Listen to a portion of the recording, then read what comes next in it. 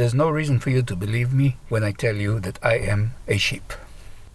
In the same vein, don't take my word for it when I tell you that I am a knife. However, I am both, and if you don't heckle me, I will prove it to you.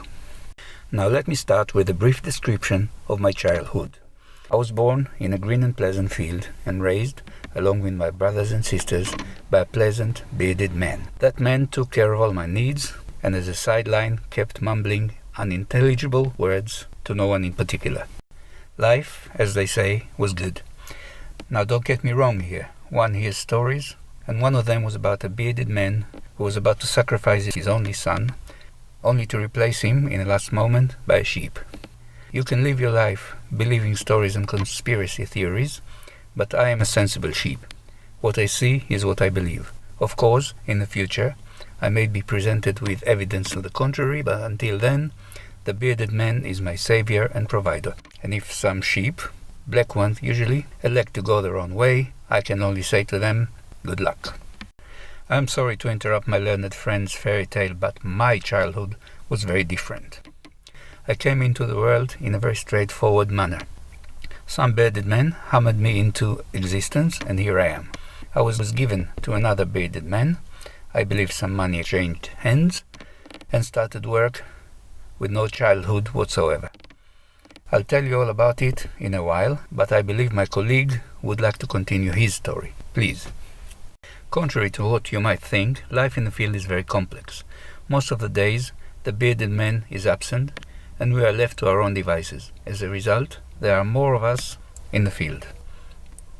As there is no room in the field, the bearded man comes every now and again, and those of us who are senior enough are taken to a bigger and better field.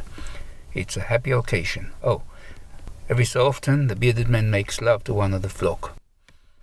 It's a great honor to be chosen, if a little awkward, or so I'm told. But I'll give way to my colleague. One hears heroic stories about the lives of great knives. I, however, wasn't much of a hero.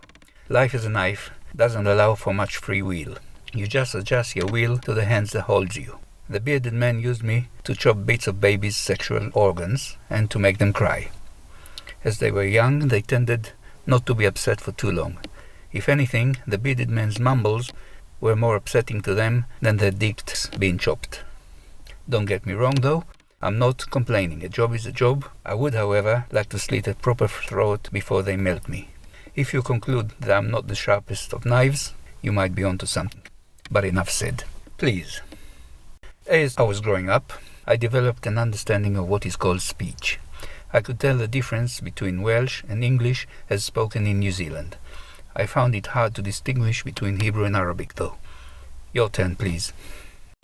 That's funny you should say that, but I was, very early in life, an expert on those two sister languages. My bearded man, for example, was a Hebrew speaker. Every time I heard him mumble, I knew I was needed for another boring dick-cutting job.